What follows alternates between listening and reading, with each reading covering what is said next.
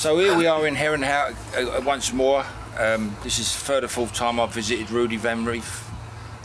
We've become very good friends with each other. I've found him to be a very principled man, a man that honours his agreements by an handshake, which is very unusual these days in the pigeon game, unfortunately. This film is being filmed on behalf of walkers, so it's not surprising it's a very crisp, cold morning. Right, so I'm going to hand you over to this man from Ireland. He's come all the way from the Green Isles. What would you like to say, Mr. Gibb, about Rudi?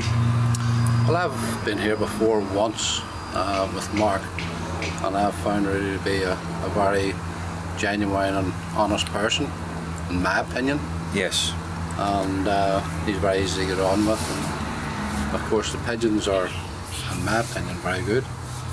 And I hope everything goes well for everybody here, and especially Mr. Walker. Yes, yes, let's hope. So basically what Mark is aiming to achieve is to establish how good Rudi's pigeons are.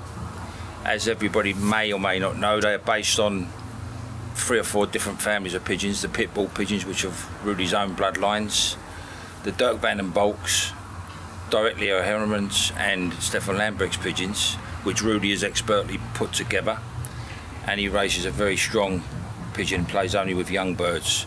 So these satellite lofts, for want of a better description, are going to be testing the bloodlines of Rudi's on behalf of Mark, and hopefully they'll come up with top results and top reports that will match the people that are winning all over Europe with them anyway. One particular loft comes to mind this season, outstanding, is Chris Clearbout, who's won nationals and knocked about in the top end of nationals with bloodlines from Rudi, and there's plenty of other people winning with these pigeons as well. What is your feelings on the birds you've just seen, Les? I'll be honest, it's the first time I've been here, Rob, and I've read a lot about Rudi from different people. Some say he's a difficult guy to get on with, but you seem to find that with guys who talk straight. Some people just don't like him. I found him to be a gentleman. Very impressed with his pigeons.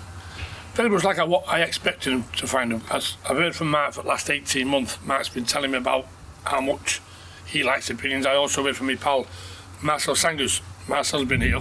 Yes. Marcel said, listen, I know you, Les. I know Rudi. I know you will like his pigeons. So I was kind of excited to come. Yeah. I've heard good reports of good people. So I wasn't one bit surprised to find the quality that I have found. No. Very much like our own pigeons. You can see the bolt line in them. Yes. There's a super strong family of pigeons. I found him a nice guy, to be honest. Yeah. Looking forward to racing them. We'll see how they go against an established team of pigeons that I've already got with the bolt lines. I think it'd be a nice thing to race them alongside each other. And let's see how good either mine are and Rudi's against each other. Yeah. And what exciting times. Yeah, I think it's exciting. What about you, Rob? What is your feelings on the birds you've seen? Some outstanding pigeons here today I've seen, really outstanding. I think they will complement the pigeons I've already got at home. Yeah. As you told me, Mark said to me about them and asked me if I'd race them, and I said yes, because what swayed it was when you said to me that I regard you as a very, very good judge of pigeons, and you said to me these pigeons you will do well with. Yeah. I had come here a few years ago and met Rudi and Dirk with Patrick Brox, and I was impressed then, but even more so because I handled more pigeons today, and I think that Mark's done the right thing by having this contract or rolling contract with Rudi, and he's putting them in the right lofts in the UK, which is very important. Yeah. And I'm sure there's going to be some big winners come through these pigeons. Yeah, and I endorse what you're saying. I think some of you perhaps have been surprised to see or learn today how far these pigeons will win out, as far as 450, 500 kilometres for lofts. I know that England's a little bit different with the channel. It's always an obstacle. But I think good pigeons will overcome that, and do overcome it, obviously. So that will be interesting, because I know you intend to race ends, Rob, across the channel, and these pigeons might be the pigeons that end up. I know that the Belgian sprint pigeons. It amazes me, because when I first went to Louis Corman, he was only playing at 9 and quivering, and he was shocked to find me timing his pigeons in out of Thurso, which is 500 miles into London. You know, you was there with me, Ron, and we was getting them on the night. Yeah. 12 and 13 hours. As yearlings. As yearlings, and Louis was shocked. He said, I don't know how you do that. But we have to race them that way in the UK because we program fly. That's right. Like these guys, every week they can be at the same race point. We can't. So our very fast pigeons we keep short. The ones that are not so fast, we've got the opportunity to push on and see if they can do that. Yeah. And I'm sure these pigeons will do it. Yeah. And also the other situation in Ireland with yourself, Mr. Gibb, and I think your route is probably the hardest in the world, probably the two out of France, but in particular, I don't know of any harder route than that. And even out of Cornwall into places in Ireland can be marathon races, you know, very enduring races, and only good pigeons are going to come to the fore in that sort of situation, which I think is what Mark has picked to use fancies to do on his behalf, because of the kind of competition, the quality of fancies that you are, and the kind of competition that you'll be competing in with the pigeons. He wants these pigeons tested to the very, very highest level, and I think once you achieve that, it's going to take a year or two, as I'm sure you're aware. I mean, what are your feelings, Mark? You must be over the moon of having signed the contract up. Yeah, I think me and Rudy have come to a gentleman's agreement, and we got a rolling 3-year contract. I've picked the best of the best that I would think in England and in Ireland to race and test these birds. Unfortunately, at the moment, there's none for sale. There won't be any for sale for a good 2 years. We want to race them, we want to breed them, we want to make sure they am the best. I think they're the new thing in Belgium. I've been saying this for 2 years, and finally people are starting to listen to me now. I've done a great deal with Rudy. I'm really pleased with the birds. I think I've done a better deal with people that I can trust than the top guys in the game. I think there's no better out there, and these guys have jumped on the board with me, backed me 110%, like everybody has in the UK with the transport business. When I tell people I'm going to do something, we do it. We're doing it with the transport. We've turned that into a really good service for the pigeon trade, the pigeon flyers and the bird fanciers in England, and I'm hoping to do exactly the same with Rudy's birds. Everything I put my heart into, I give it 110%, and this is what I've explained to Mr. Gibbs, Les Green, Bob, and Nick, my loft manager. Is very important, as they tell me what's going on a daily basis with these birds. But I don't think there's anybody else left in England who can give me more support than these guys have already given me already. So I'd just like to say thank you to everybody who's turned out today from here. Just to say, brilliant. Let's move on to the next step. Let's promote these birds. Let's get them in. We're having a book made shortly for Walker's Transport and myself and Rudy to show you exactly what we have here. But we have the best of the best, I think, personally here, and everybody's more than happy with them. Rudy will show you a couple of birds he's brought out for ourselves here today, following the pit bull lines, and he's sort of the stamp I'm looking at to breed and race in England, and I still think them the best in Belgium. I've been over here now for 3 years, picking birds up, going to numerous lofts. I don't think there's a loft in Belgium and Holland I haven't been to, and this one hit me in the face straight away. I met Rudy, and like I say, Rudy's not everybody's cup of tea because he speaks the truth. That for me is 100%. I like to hear the truth, and a genuine guy I think you'll struggle to find in Belgium, and obviously them tick all the boxes for me to move forward into the future. Yourself, Rudy, what do you think on the birds and racing them in England? I hope you are good with the birds, but I never know that. But I think you have a big chance. I think Yes. many people are good with my birds, but like I always told, you have to always watch out what's happened. Yeah, like But normality, the birds are good. Are you happy with the selection of the people I've got to race your birds? I'm very happy. It's a good choice. There's the best people. Many people I know from the ventures. It's good for me that people play with my birds. With Yes. good people, good birds, good people. You know what the play is. This is very good for me, and think for you too. Yes, 100%. Well, thank you. And I think for two people to try to do that. Yes.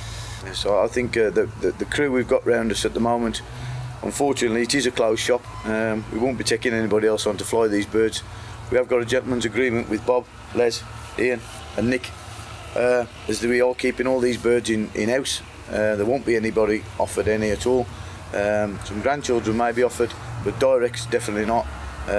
These guys, I've promised, we'll have them for the next 3 years to race them hard, and they'll all be racing directs. So just keep your eyes open, looking for results. And I think, you know, in the areas we've got them, I couldn't have picked them no better. Yeah. Basically, yourself, Les, and Bob. Ian's going to have a tough task up in the top end of Ireland, and Nick in the Midlands. We're more going to try and race them hard, and I honestly think I wouldn't be doing what I'm doing now and promoting Rudi. He's a good friend of mine, getting better friend of mine as well, as we speak more about winning. I'm a winner, and I hope to think as Rudi is as well. We're very passionate about what we do, so I couldn't have brought 4 better guys on to do what we're doing today, and moving forward for the next 3 years, well, 3 rolling years contracts. Basically, we want to promote these birds very highly, breed them highly, and bring a new standard of bird into England, and I think we've got it absolutely nailed on here. I think it's a new venture run as well. You don't see many people sign a contract like this signed to race the direct pigeons. I think it's important that people understand that it's not the children of Rudi's pigeon we're racing. We're racing the directs. Yeah. We'll be racing the same pigeons as Rudi's racing. Yes. We'll be able to feed each other information, help each other out. What's going well for you, what's working for you, what might not be working for me, might not be working for Bob. It'd be nice to bounce off each other. But the very fact that you've got directs, I think it's a brave move he's done. Yeah. So say you want some for 3 years, and then 3 years after that, it's a huge investment. I hope we can all stand up to the mark and deliver for both of them. Yeah. But I think, having looked at what I've looked at, I've got no worries. No. I think they're a super team of pigeons. Really. Yeah, I totally agree with you, and I think it is a unique thing you're doing. It is a brave thing at the same time. I'd just like to add one rider to what Marcus said about Rudi's principles. He is a principled man, and therefore he did have some agreements prior to Mark signing him up, which he will uphold. Adhere to, just 1 or 2, because he will not renege on an handshake, and that is a unique thing that I found with him. I like him for being the way he is and speaking his mind. I'm a little bit like that myself, and I don't give a damn what people think of me. If I say it as I see it, whether I'm right or wrong, that's my passion.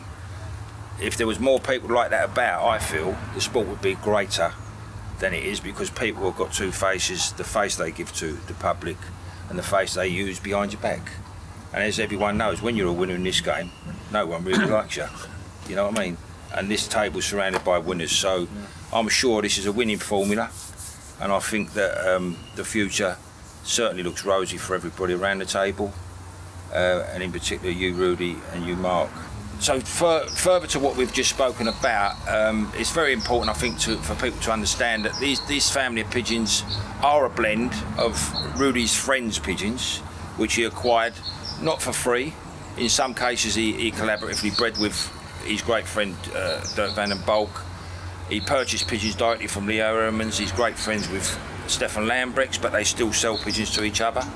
There's a lot of respect there, and also I from my friend Mike Collins. Don't forget him. No, he's a very nice man. Yes, very honest important man. to say that. Yes, and also, unfortunately, he couldn't be here today. And also Patrick Box. Yeah, he's another guy. Fredericks is so a good friend of mine. If you are an enthusiast of these pigeons, the Balks like Robert is and Les and Mr. Gibb, these pigeons are going to be ideal for you to work with alongside what you're cultivating, because they're easily fitting into the lines, and it's going to be interesting. I will find it interesting, because I've seen people question how far the Balks can, for example, can go out, and even Leo Ermans, but there's examples of these pigeons winning at 500 kilometres already. It's about, as you said earlier, Rob, changing technique, perhaps, and feeding and putting the pigeons out there to do it. If you don't send them, you ain't going to know what they can do. You know what I mean? So it is important that the pigeons are with good people. Yes, for sure. So if you would you like to show the audience some of your birds? Perhaps start with Pitbull himself, Rudi. Yes. This is the Pitbull himself. Was a nice young bird, a good young bird, good racer, and a very good breeder. A very good breeder. You're strong and you have everything. Mr. Gibb and let's have a look at. Perhaps get one of his top sons out in the meantime.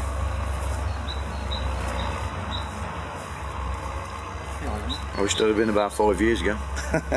Yeah. Yeah. This is what we spoke about earlier on with the combination of the Pitbull and the rest of the staff on Lambic pigeons. Yes. You know, it's a great combination of pigeons. Well, this is an example coming. This is an example coming of those bloodlines within his bloodline. Yeah. Ja, zoon van Pitbull, dat is my favorite. Yes. I like him. Pigeon, isn't it? Heard that pigeon, isn't it? Oh, yes.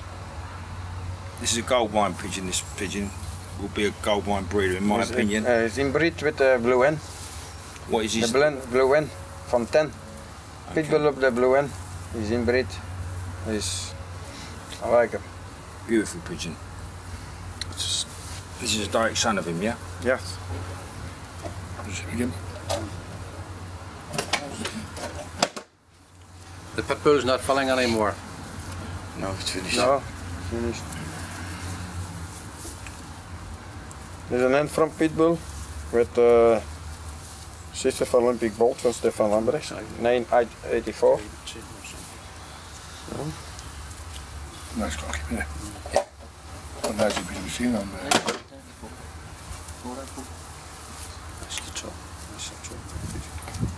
So the way this pigeon's built, for me, there'd be no problem getting this pigeon with the wind on the nose at 300 or 400 miles, no problem at all. I think what's great for us, a privilege if you like, if we come in on our own to buy pigeons, we'd be buying or trying to buy direct children of these pigeons. But then we're only going to raise grandchildren of these pigeons. Exactly. Mark's put us and Rudi put us in a privileged position where we're actually going to race direct children from these pigeons. Which is unique. I mean, I'm looking forward to it. You know, you go to other lofts and you buy from their best, but you're only breeding, you know, you're skipping a generation without racing them. Yeah. With these, we're going to find out the direct children of these are going to be racing it in the UK, into Ireland. And that is an unusual situation. It's an exciting thing, it's an unusual thing what we're doing. And it's a collaboration, which is, I think, what the Belgians do a lot more of than we do. Unfortunately, we don't do enough of it. Well, one of the most important things as well, some of these pigeons will be flying the water, which they don't do here. Yeah. So, and that, you know, that'll make all the difference, won't it? Takes it to another dimension, Bob. Yeah, without a doubt. Well, Another beautiful pigeon, another direct son of Pitbull. That is my favourite. He's like his father in the end. That's one of my favourites. That's mine too. One of my favourite pigeons. Since I've been here, seems a real nice pigeon, but that really sticks out. I give him the first year, no, Yves de Wit. And yes, he's a very good friend of mine, and he bred and youngster, unbelievable, eh? Yes. But I told him 1 year and he come back, eh? And it was a good one. So. A lot of the most successful pigeons we will race, there'll be a discussion again between Mark. I mean, Mark basically owns the pigeons. We're going to race them. I get attached to pigeons. I know Bob does. I know Ian does. When they race well for you, it's very difficult to say, right, we're not looking at these as a commodity. No. We're looking at to race and win. Yeah. That's the bottom line of it all. I think the conversation we're going to have after 3 years is, Mark, did he go back to stud? And then people got an opportunity then to buy direct children of the pigeons we're going to raise and hopefully win racing with and make super pigeons of. Yeah. Then there'll be a market, I suppose, then for children of them pigeons. Yeah. I think the way Mark's looking at it now, none of the directs going to be a sell market. No, nothing at the moment, no. 2 years down the line, we'll have a rethink and sit down.